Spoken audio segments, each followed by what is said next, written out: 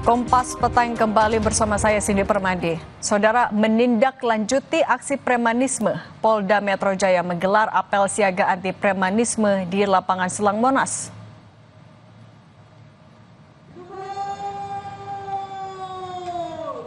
Apel operasi Berantas Jaya digelar pukul 16 waktu Indonesia Barat. Apel ini guna menindaklanjuti aksi premanisme yang terjadi di wilayah hukum Polda Metro Jaya. Nantinya Polda Metro Jaya akan melakukan berbagai langkah aksi premanisme, mulai dari preventif hingga penegakan hukum. Apel dipimpin Kapolda Metro Jaya Irjen Karyoto.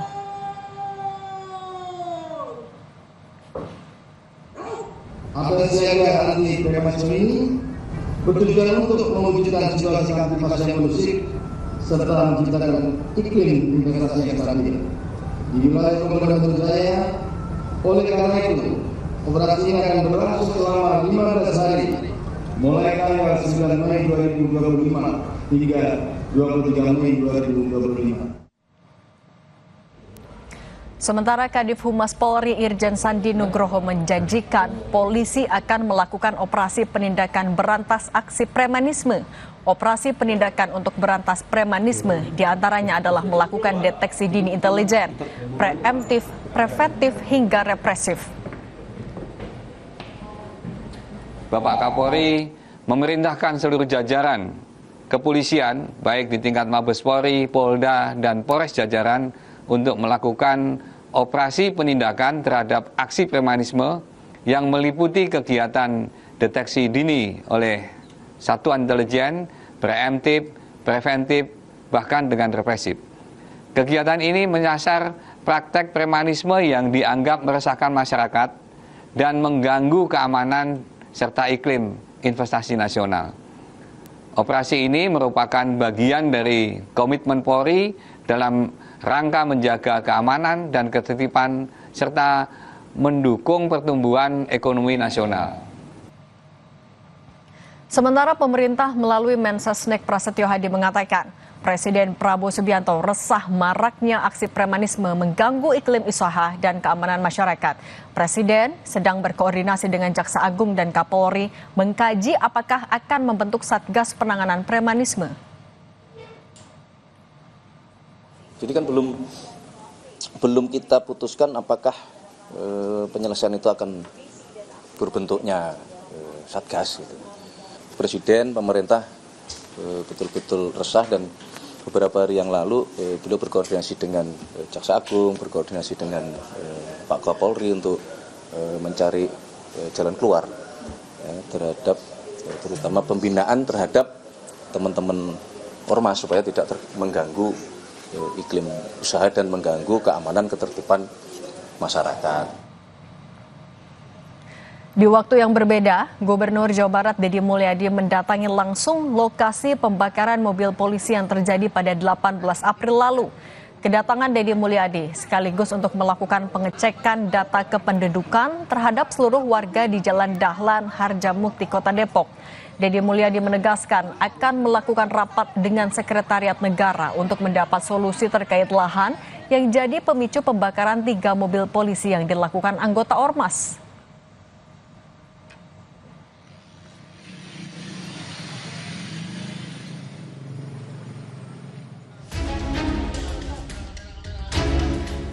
Pemerintah telah membentuk Satuan Tugas atau Satgas Anti Premanisme.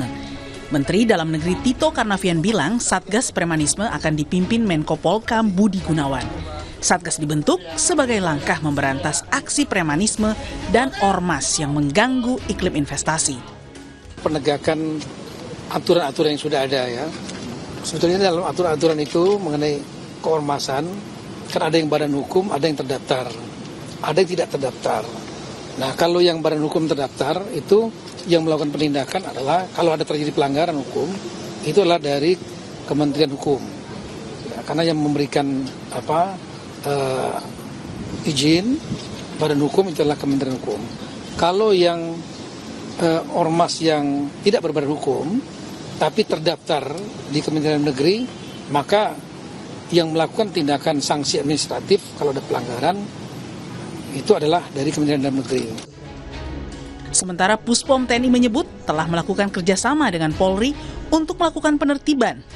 Dan Puspom TNI Maijen Yusri Nuryanto menegaskan, jika ada oknum TNI yang terlibat dalam organisasi masyarakat dan meresahkan warga, maka Puspom TNI akan langsung menangani kasus tersebut. Sedangkan jika anggota ormas yang meresahkan berasal dari masyarakat sipil, maka kasus tersebut segera ditangani polisi. Ada fungsi di sini adalah lead pamfik ya. Lead ini adalah intelijen ya, di mana kita selalu berkolaborasi, bekerja sama dengan intelijen lain ya, dengan kepolisian, kemudian mungkin dari BIN, kemudian dari BAIS ya. Ini ya informasi-informasi yang ada lah. Jadi kita combine, kita analisa untuk dilakukan pencegahan-pencegahan. Kalau memang di ormas itu ada, mereka tentunya orang sipil ya, nah nanti yang menangani adalah dari kepolisian. Kamar Dagang dan Industri Kadin Indonesia menyebut keberadaan preman berkedok ormas sangat mengganggu iklim investasi di Indonesia. Wakil Ketua Umum Kadin, Sarman Simanjorang menyebut negara harus memberikan aturan dan sanksi yang tegas bagi ormas berkedok preman yang mengganggu iklim investasi. Di lapangan sih cukup banyak ya yang kita temukan praktek-praktek yang tanda kutip jadi merugikan pengusaha, di mana kadang-kadang permintaan-permintaan bentuk uang misalnya yang tidak punya dasar. Contoh misalnya begini, ketika investor bangun pabrik, tiba-tiba datang, ya alasannya biaya keamanan, biaya koordinasi, ya kan? Kadang-kadang kalau tidak dikasih, truk-truk yang akan mengantarkan bahan-bahan bangunan itu di palang tidak boleh masuk. Pemerintah telah membentuk Satgas Terpadu Operasi Penanganan Premanisme dan Ormas Meresahkan yang dibentuk dalam rapat koordinasi lintas kementerian di Kemenko Polkam. Pemerintah mengimbau masyarakat tidak segan melapor jika menemukan aktivitas pemerasan, pungutan liar, atau bentuk intimidasi yang dilakukan oknum atau kelompok tertentu. Tim Liputan, Kompas TV. Bagaimana kesiapan dan efektivitas dari Satgas Anti Premanisme ini? Kita bahas bersama Muhammad Isnur, Ketua Umum YLBHI dan Komisioner Kompolnas Gufron Mabruri. Selamat petang semuanya. Selamat petang Mbak Cindy dan seluruh pemirsa Kompas. Oke, saya mau ke Mas Isnur dulu. Mas Isnur, Satgas baru akan dibentuk oleh pemerintah. Ini untuk terkait premanisme. Anda meyakini akan efektif kerjanya?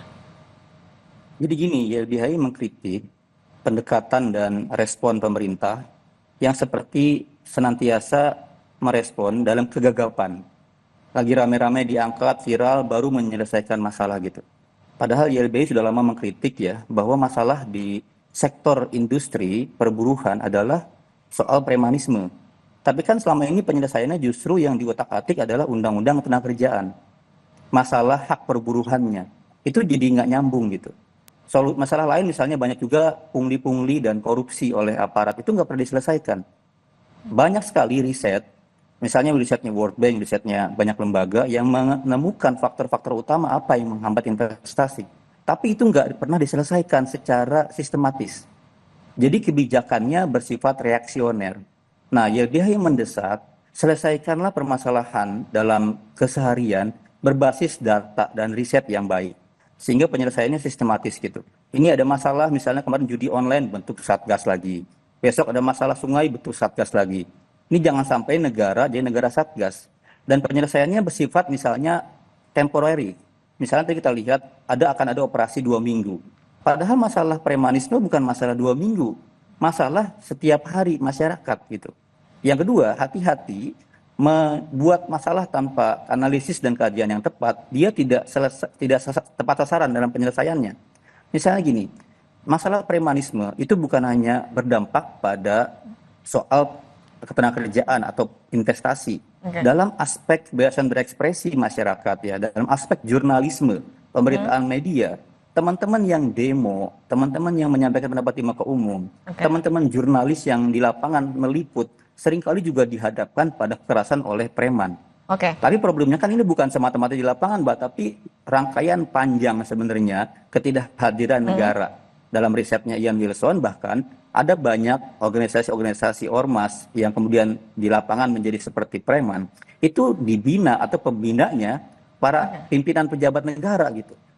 Pembinanya dalam strukturnya itu banyak sekali, bahkan aparat. Jadi sekarang tolong hindari, tolong coba cek semua ormas-ormas itu. Kalau masih ada pembinanya ya yang ini ya dalam konteks premanisme ya. Kalau ada pembinanya, kalau ada dalam struktur kepengurusannya, aparat negara, pejabat pemerintah itu harusnya nggak ada lagi. Kenapa? Karena mereka bertopang di dukungan oleh aparat, di dukungan oleh pemerintah, pejabat. Oke, tahan dulu, Mas Isnur. Itu. Saya mau minta tanggapan dulu ke Mas Gufron. Mas Gufron, tadi yang salah satu jadi kendala dalam memberantas premanisme adalah adanya dukungan dari oknum, baik itu aparat maupun juga pemerintah daerah misalnya. Kalau kita berbicara soal aparat, kalau dari Kompolnas, seperti apa sebenarnya pengawasannya untuk aparat yang mendukung ormas-ormas ini atau premanisme? Ya, pertama saya mau bilang gini, persoalan premanisme ini kan melibatkan faktor yang sifatnya kompleks ya. Ada faktor-faktor yang itu terjadi di tingkat hulu gitu ya, akar permasalahan, tapi ada juga faktor-faktor atau permasalahan-permasalahan yang ada di tingkat hilir ya, yaitu perilaku tindakan yang memang itu terjadi di tengah-tengah masyarakat kita gitu ya. Jadi kalau kita mau menyelesaikan persoalan premanisme yang marak di masyarakat hari ini, maka pendekatannya juga harus komprehensif ya. Karena masalahnya banyak, faktornya banyak. Kalau yang diselesaikan adalah masalah yang ada di hilir ya, sementara yang di hulu akarnya nggak diselesaikan, saya kira sampai kapanpun kita akan menghadapi masalah. Apa yang tadi sempat disinggung oleh Mas Isnur, saya kira itu bagian dari persoalan-persoalan yang harus diselesaikan ya dengan menggunakan pendekatan komprehensif tadi gitu ya. Penegakan hukum, peran kepolisian kan itu hanya salah satu saja ya pendekatan. Nah, untuk akar masalahnya Mas Isnur, sebenarnya apa yang harusnya jadi fokus dulu nih sama pemerintah sebelum bikin Satgas? Mas Isnur masih di mute? Ya, akar masalahnya adalah pembiaran. Akar masalahnya di mana negara membiarkan ormas-ormas yang menjadi seperti alat keamanan, penjaga lingkungan itu dibiarkan sekian lama, berpuluh-puluh tahun. Bahkan tanda kutip ya, menjadi kolaborator pemerintah atau negara. Sehingga kemudian mereka semakin membesar, merasa menjadi punya legitimasi untuk menjadi aktor keamanan. Itu kan dibiarkan terus-menerus. Maka menurut kami harus ada konsepsi bahwa tidak boleh, tanda kutip ya, ada aktor-aktor di luar negara yang merasa dan berhak menjadi aktor penjaga keamanan, aktor menjaga lingkungan gitu ya, sehingga dia bisa dengan kekuatannya memaksa entitas lain ya, perusahaan, masyarakat untuk tunduk dan memberikan sejumlah uang gitu. Mas Isnur, mohon maaf potong, tapi kalau ada pembiaran, apakah Satgas ini sebenarnya jadi jawaban? Iya, kan ini kan baru sekarang, Mbak, setelah puluhan tahun dibiarkan. Jadi makanya menurut saya sambil menyelesaikan sambil dibaca, dikaji secara sosiologis gitu, secara historis dan bagaimana penyelesaiannya secara menyeluruh. Libatkan para akademisi yang selama ini melakukan riset. Ada banyak tuh senior-senior akademisi, para profesor yang selama ini meriset soal itu. Bagaimana relasi ini dijalin untuk kepentingan misalnya politik, Mbak. Karena kan banyak tiba-tiba mau pilpres gitu ya, mau pilgub, tiba-tiba calon pilpresnya dikasih jubah, dikasih seragam ormas tersebut, itu kan standar Mbak. Dan itu dianggap normal gitu. Ketika capres mengenakan jubah tertentu, atau bahkan setelah jadi gubernur, setelah jadi pejabat bupati, jadi presiden, dia disematkan baju ormas tertentu gitu. Itu yang nggak boleh. Oke, saya mau tanya dulu pendapat dari Mas Gufron. Mas Gufron, pembiaran ini yang jadi PR sebenarnya. Bagaimana Anda mengawasi Polri agar pembiaran ini akan bisa dijawab lewat Satgas?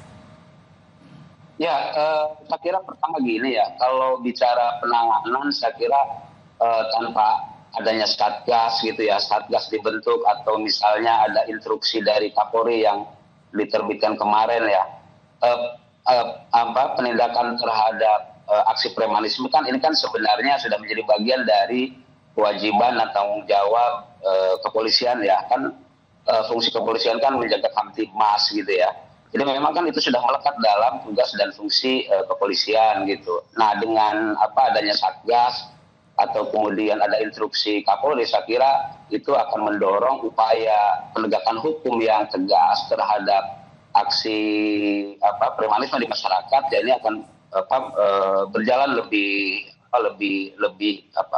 responsif lah, terutama anggota kepolisian di bawah. Nah apa yang menjadi penting ya saya kira hari ini kalau kita bicara pada konteks peran kepolisian yang bagaimana mengawasi kinerja kepolisian dalam konteks penanganan premanisme di tengah-tengah masyarakat gitu ya, terutama misalnya bagaimana hal itu tetap dilakukan dalam kerangka aturan hukum ya yang berlaku, yang ada gitu ya, termasuk juga saya kira tetap menjamin pelindungan hak asasi manusia gitu ya. Jangan sampai misalnya tindakan dilakukan terhadap penegakan hukum ya terhadap tindakan tegas terhadap premanisme yang melawan hukum. Nah itu dilakukan oleh cara-cara yang justru melanggar hukum gitu ya, atau di luar koridor. Nah, kemudian saya kira yang kedua tadi sempat disinggung soal kehadiran negara ya. Kalau kita bicara tentang kehadiran negara ya, tidak hanya dalam konteks penegakan hukum saja ya saya kira ya. Tapi kalau kita cermati misalnya akarnya yang sangat kompleks ya, misalnya soal kondisi sosial, kondisi ekonomi, masalah pendidikan, fungsi-fungsi pemerintahan di bidang lain juga harus hadir di tengah masyarakat. Pertanyaannya ada, apakah fungsi pemerintahan yang lain juga hadir gitu. Jadi kalau kita bicara kehadiran negara, semua fungsi pemerintahan negara harus hadir. Gotong royong dari semua elemen negara, betul ya Pak? Baik, Mas Gufron Mabruri, Komisioner Kompolnas, dan Muhammad Isnur, Ketum YLBHI. Terima kasih sudah berbagi di Kompas Petang. Sehat selalu semuanya. Terima kasih. Salam hormat. Dan usai jeda, Kompas Petang akan kembali bersama dengan Tifal Solesa. Informasinya, saudara, hari ini Presiden ke-7 RI Joko Widodo mengutus adik iparnya untuk menyerahkan ijazah asli SMA dan sarjana ke Bareskrim Polri. Tak hanya itu, sudah 31 saksi diperiksa polisi dan kini pembuktian keaslian ijazah Jokowi masih menunggu hasil uji lab 4. Lalu bagaimana memproses laporan pencemaran nama baiknya bila hasil uji lab 4 ijazah Jokowi belum keluar? Simak ulasan selengkapnya di Kompas Petang.